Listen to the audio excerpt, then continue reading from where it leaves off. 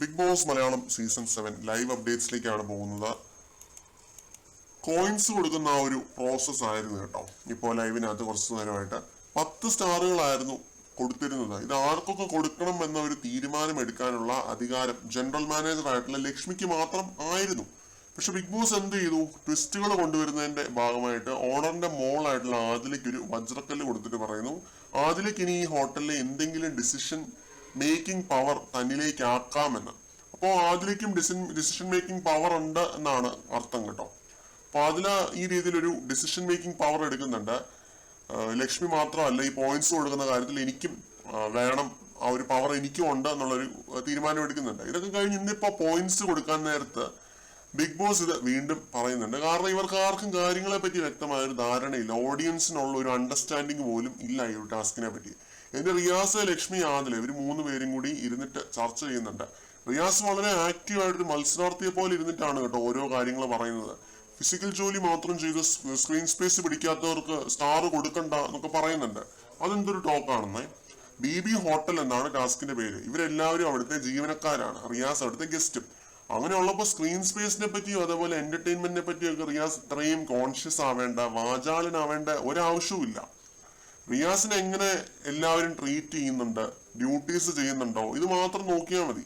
എന്നിട്ട് റിയാസിനെ ഇവർ കൺവിൻസ് ചെയ്യുന്നുണ്ട്, ഫിസിക്കൽ ഡ്യൂട്ടി ചെയ്തവരെയും നമുക്ക് കൺസിഡർ ചെയ്യാം, കൂടെ എന്റർടൈൻമെന്റും പരിഗണിക്കാം എന്നുള്ള രീതിയിലൊക്കെ പറയുന്നുണ്ട്. കാരണം ഫിസിക്കൽ ഡ്യൂട്ടി ചെയ്യുന്നതിന് ഒരു വാല്യൂ ഒക്കെ ഇല്ല. ഇവരിത് വെറുതെ ചെയ്യുന്നതല്ലല്ലോ, ഇത്രയും പണിയെടുക്കേണ്ട എന്താ ആവശ്യമാണുള്ളത്? അതൊരു ഹോസ്പിറ്റാലിറ്റിയുടെ ഭാഗമായിട്ട്, അത് ഹോട്ടൽ ആയതിന്റെ ഭാഗമായിട്ട് ചെയ്യുന്നതാണ് പണിയൊക്കെ. അപ്പോൾ ഇതിനുശേഷം ഷാനവാസ്, അനീഷ്, അക്ബർ, ബിന്നി, നൂറ, ജിഷിൻ, ജിസേല് ഇവർക്കൊക്കെ പോയിന്റ്സ് കൊടുക്കുന്നുണ്ട് കേട്ടോ. 1ഉം 2ഉം ഒക്കെ വെച്ചിട്ട് കൊടുക്കുന്നുണ്ട്.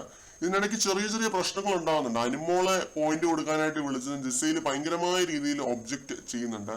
പിന്നെ ജിഷിൻ ജസ്റ്റ് എന്തോ എടുക്കാനായിട്ട് അവർ കിച്ചൺ ഏരിയയിലേക്ക് പോയതും സ്റ്റാർ തിരിച്ചു വാങ്ങണം എന്നിവര് പറയുന്നുണ്ട്.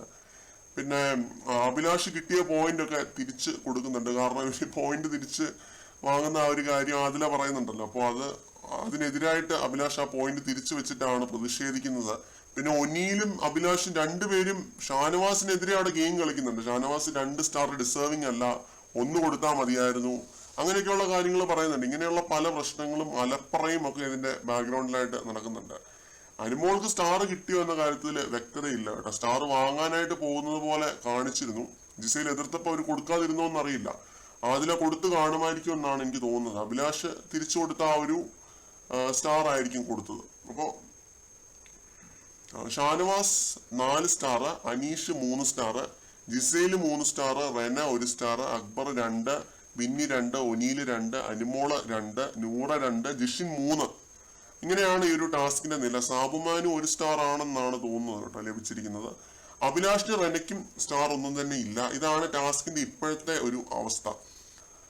കൂടുതൽ അപ്ഡേറ്റ്സുമായിട്ട് നമുക്ക് വീണ്ടും കാണാം.